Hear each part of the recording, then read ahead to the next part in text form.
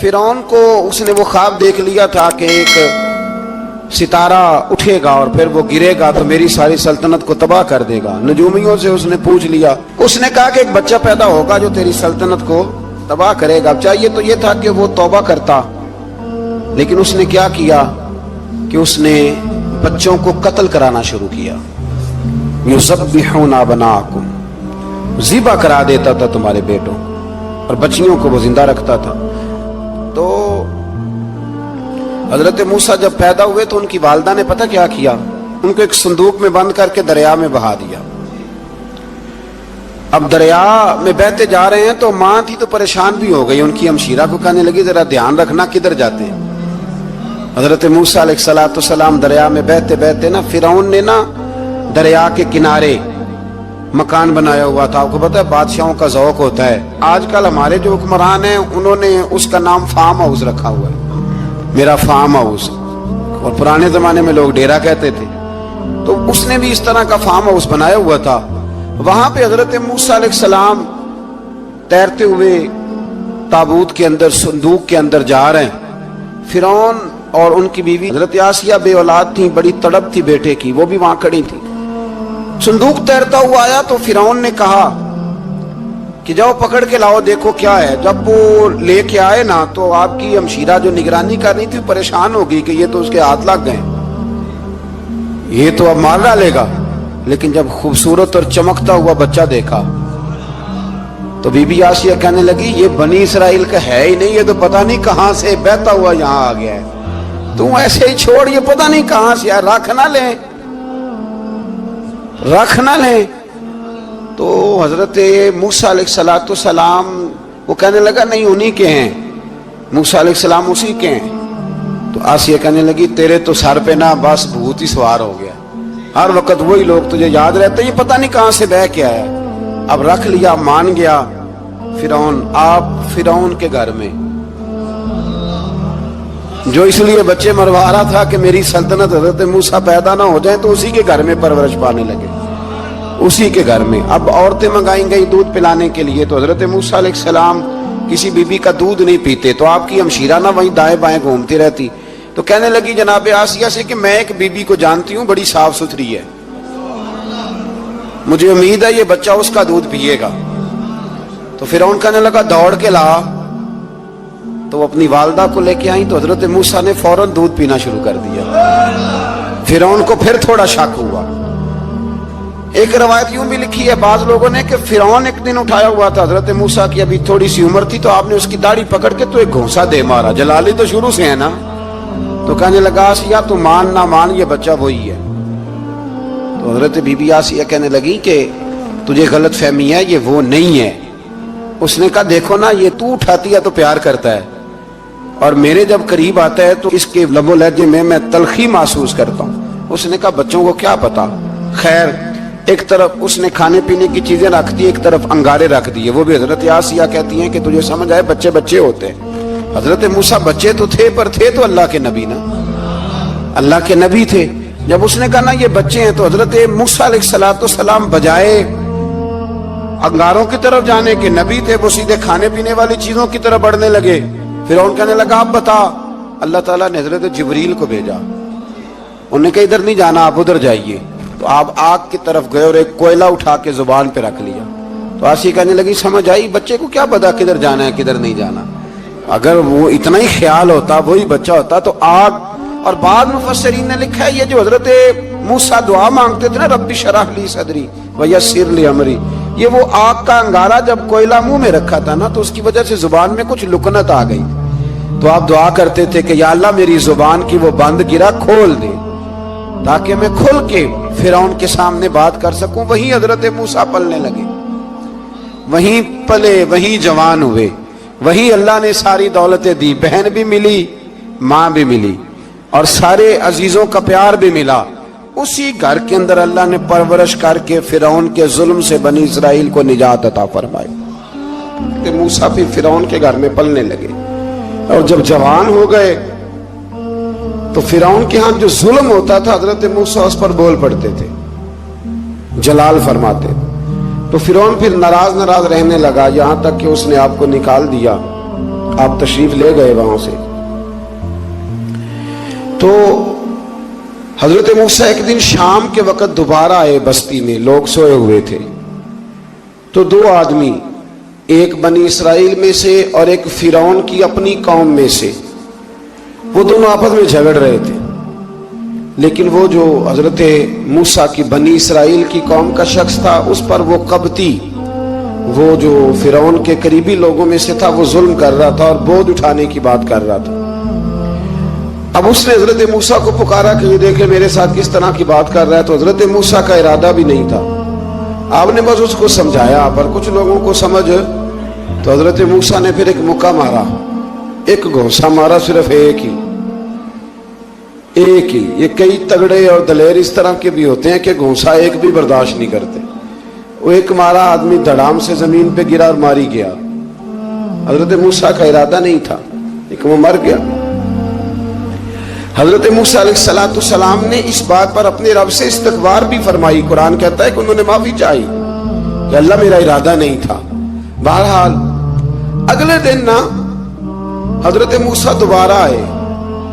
وہ سنا کرتے تھے نا ہم کہ بیوقوف دوست سے عقل مند دشمن بہتر ہوتا ہے. وہ کم از کم دشمنی تو عقل مندی سے کرتا ہے نا، لیکن جو بیوقوف دوست ہو بیوقوف. حضرت موسیٰ دوبارہ آئے تو وہ بنی اسرائیلی اگلے دن کسی اور سے جھگڑا کر رہا تھا. پھر اس نے مدد کے لیے پکارا تو حضرت موسیٰ کہنے لگے مجھے لگتا یہ ہے کہ تیری عادت ہے، تو خود بڑا جھگڑالو ہے، تو نے روز نیا جھگڑا شروع کیا ہوتا ہے. حضرت موسیٰ جب اس کی طرف بڑھے نہ ڈانٹنے کے لیے تو اس نے شور کرنا شروع کر دیا. کہنے لگتا ہے جس طرح آپ نے اسے کل قتل کیا تھا مجھے بھی قتل ہی کریں گے. یہ انسانوں کا مزاج ہے کہ آپ جب تک کسی کے طبیعت کے مطابق چلیں گے وہ راضی رہتا ہے، اور ذرا آپ اس کی طبیعت سے ہٹتے ہیں تو وہ شور کرتا ہے. اس نے کہا جی آپ مجھے بھی لگتا ہے ماریں گے.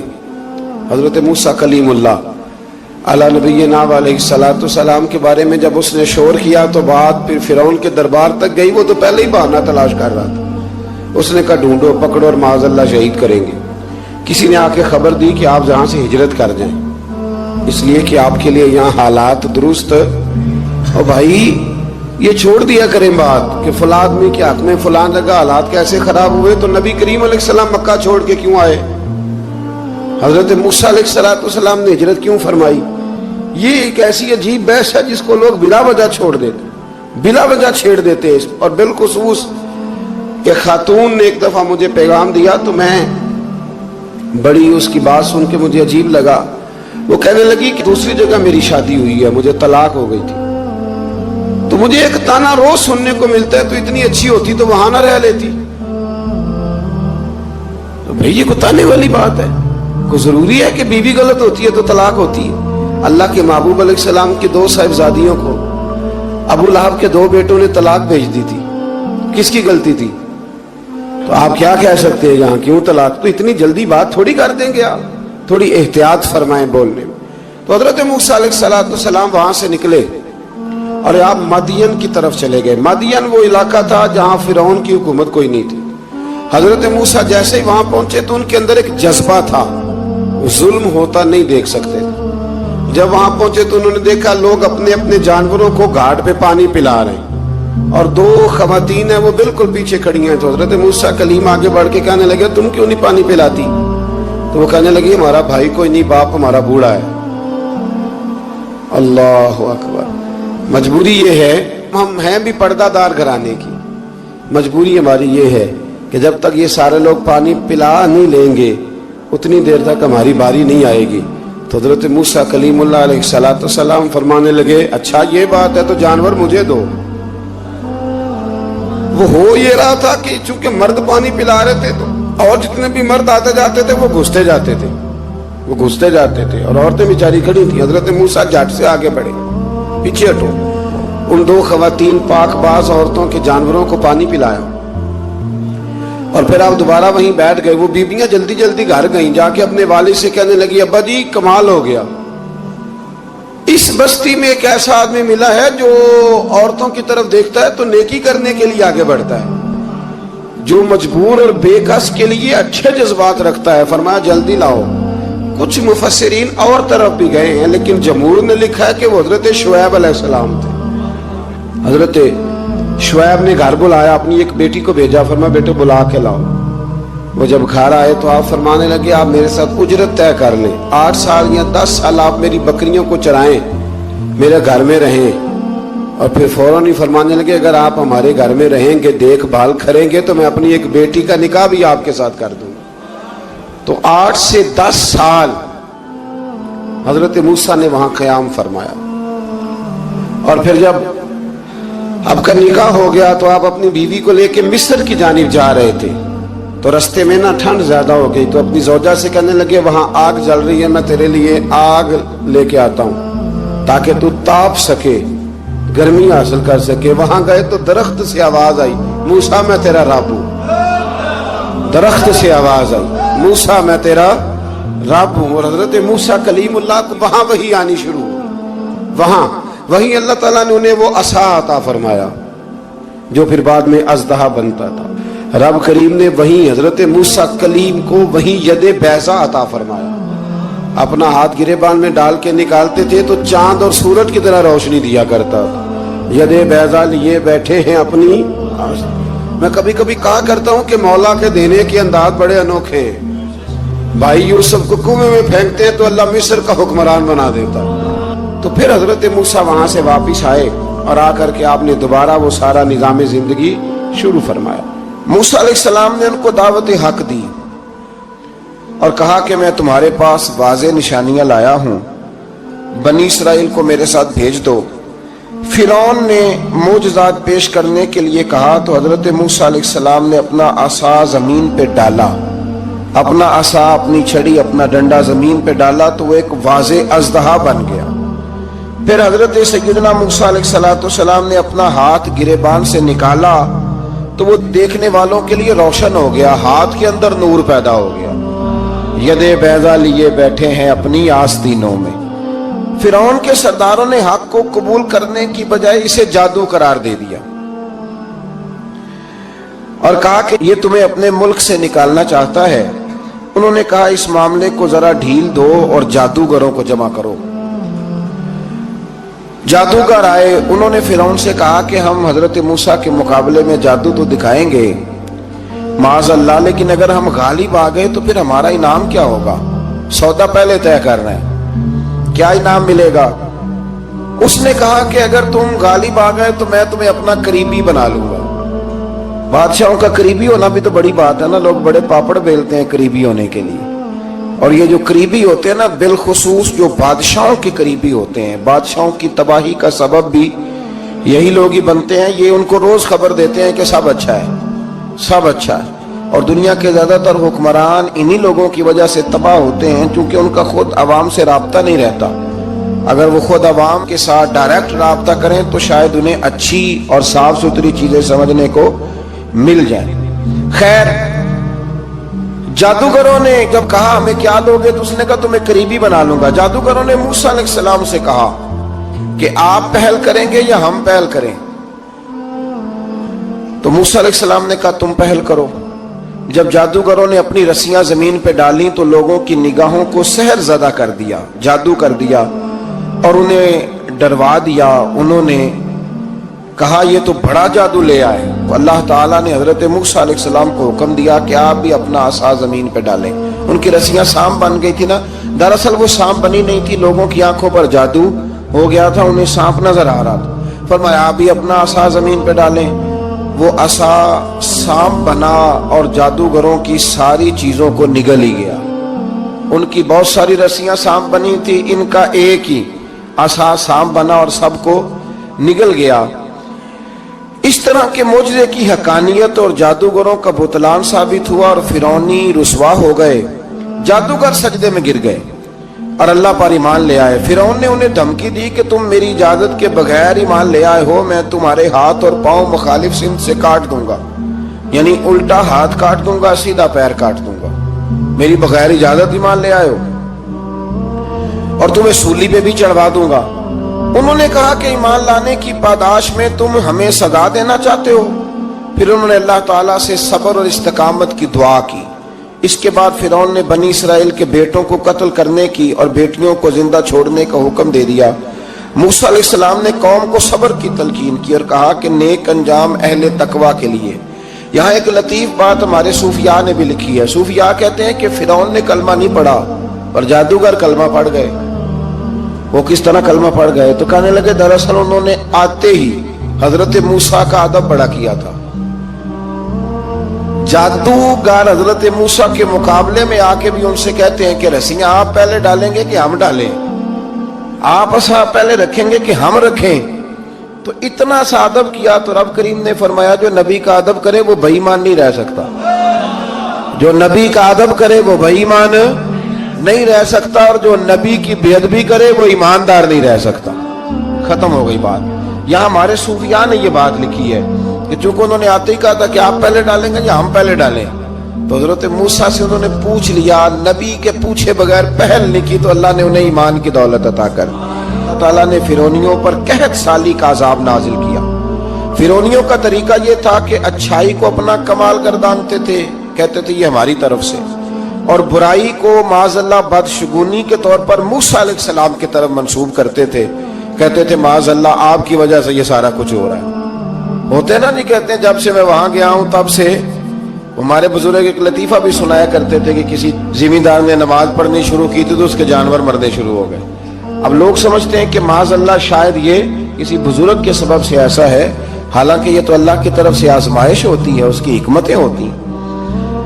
اللہ تبارک و تعالیٰ نے ان پر عذاب کیا نازل کیا؟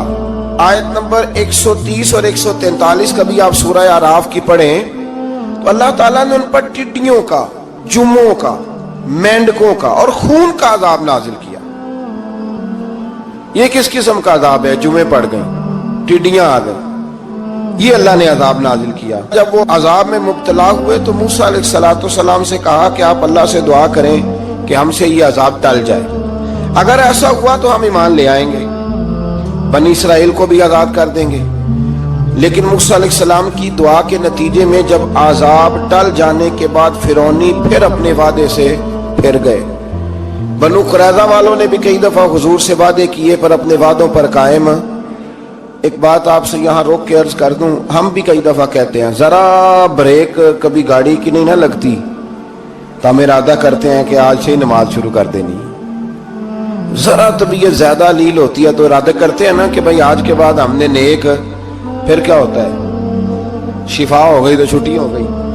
یہ طریقہ درست نہیں، یہ تو کفار کا طریقہ بیان کیا نا قرآن پاک نے۔ یہاں فرمایا جب اللہ تبارک و تعالیٰ نے انہیں نجات دے دی تو اپنے وعدے سے مکر گئے، تو پھر اللہ تبارک و تعالیٰ نے بنی اسرائیل کو سمندر پار کر کے ایسی قوم کے پاس پہنچا دیا جو بتوں کی پرستش کرتی تھی۔ وہ تو بچ گئے لیکن فرعونی سارے دریا کے اندر غرق ہو گئے۔ حضرت موسیٰ علیہ السلام سے کہنے لگے کہ ہمارے لیے بھی ایک خدا بنا دیجئے۔ حضرت موسیٰ علیہ السلام نے فرمایا بت پرستی کرنے والے جاہل ہیں۔ یہ بت پرست قوم کے پاس جب گئے نا بنی اسرائیل والے، بت پوجتے ہوئے دیکھا تو کہنے لگے ہمارے لیے بھی سامنے بنا کے رکھ دو۔ فرمایا یہ تو جاہل ہیں، تم انہیں دیکھ کے اثر قبول کر رہے ہو اور اپنی جاہلیت کے باعث یہ ہلاک ہونے والے بھی ہیں۔ پھر اللہ تعالیٰ نے بنی اسرائیل پر اپنی نعمتوں کا ذکر فرمایا، اور موسیٰ علیہ السلام نے اپنی قوم میں ہارون علیہ السلام کو اپنا جانشین فرمایا اور کوہ طور پر تشریف لے گئے۔ اللہ نے فرمایا وہاں آ جائیں، میں آپ کو تورات عطا کرتا ہوں۔ 40 دن کا یہ عرصہ تھا۔ موسیٰ علیہ السلام نے وہاں پہ جا کے، وہ سارا واقعہ بھی انہی آیات میں ہے کہ حضرت موسیٰ نے عرض کیا تھا کہ رب ارنی، یا اللہ میں تجھے دیکھنا چاہتا ہوں، تو فرمایا لن ترانی، تو نہیں دیکھ سکتا۔ وہ بھی یہاں اللہ نے ذکر فرمایا۔ پھر اللہ تعالیٰ نے اپنی ایک تجلی جب کوہ طور پہ ڈالی تو حضرت موسیٰ علیہ السلام تاب نہ لا سکے اور بے ہوش ہو گئے، اور پہاڑ بھی ریزہ ریزہ ہو گیا۔ اس کا ذکر بھی اللہ نے انہی آیات میں فرمایا۔ آیت نمبر 144 سے 155 تک حضرت موسیٰ علیہ السلام کو رسالت عطا کرنے، کلیم اللہ کا منصب عطا کرنے، تورات عطا کرنے کا ذکر ہے۔ آگے چل کے بتایا کہ جو متکبر لوگ ہیں نا وہ آیات الہیہ سے منہ پھیرتے، اور جو لوگ اللہ کی آیات اور قیامت کو جھٹلاتے ہیں ان کے اعمال باطل ہیں۔ پھر موسیٰ علیہ السلام کے کوہ طور پر قیام کے عرصے میں بنی اسرائیل کے زیورات سے بچڑا بنا کر اسے معبود بنانے کا ذکر ہے۔ ان میں ایک جادوگر تھا سامری، سنا ہے سلالہ میں اس کی قبر ہے۔ حضرت موسیٰ کوہ طور پہ چلے گئے تو اس نے پیچھے سے سونے کا ایک بچڑا بنا لیا، اس میں سونے کی تاریں اس کے منہ میں لگائیں، ہوا چلتی تھی تو بجتی تھی۔ اتنے کمزور عقیدے کی یہ قوم تھی کہ انہوں نے فٹافٹ ماننا شروع کر لیا، فٹافٹ ماننا، کہنے لگے یہ ٹھیک ہے۔ چنانچہ موسیٰ علیہ السلام جب واپس آئے تو قوم پر غصے اور افسوس کا اظہار فرمایا اور کہا میرے پیچھے تم نے ایسا برا کام کیا ہے۔ انہوں نے تورات کی تختیاں بھی زمین پہ ڈالی اور اپنے بھائی ہارون علیہ السلام کا سر پکڑ کے اس سے جواب طلبی کی۔ انہوں نے کہا اے میرے ماں جائے، بڑے خوبصورت لفظ ہے قرآن پاک، اے میرے ماں جائے، اے میرے بھائی، قوم نے مجھے بے بس کر دیا اور قریب تھا کہ یہ مجھے قتل بھی کر دیتے۔ اب آپ مجھ پر سختی کر کے دشمنوں کو ہنسنے کا موقع نہ دیں، کبھی بھی دشمنوں کو اپنے اوپر ہنسنے کا موقع نہ دینا چاہیے۔ پھر آیت نمبر 151 میں موسیٰ علیہ السلام کی دعا اور کلمات استغفار کا ذکر ہے۔ آگے چل کے بتایا کہ غصہ ٹھنڈا ہونے پر موسیٰ علیہ السلام نے تورات کی تختیوں کو اٹھایا جن کی تحریر میں اللہ سے ڈرنے والوں کے لیے ہدایت اور رحمت کی بشارت تھی۔ آیت نمبر 156 سے لے کر 158 تک میں موسیٰ علیہ السلام کی دعا کا ذکر ہے، جس میں انہوں نے اپنی قوم کے لیے اللہ تعالیٰ سے دنیا اور آخرت کی بھلائی مانگی۔ اللہ تعالیٰ نے فرمایا یہ کامل نعمت میں ان لوگوں کو عطا کروں گا جو ایمان کے ساتھ تقوی بھی اختیار کریں گے، یہ انہیں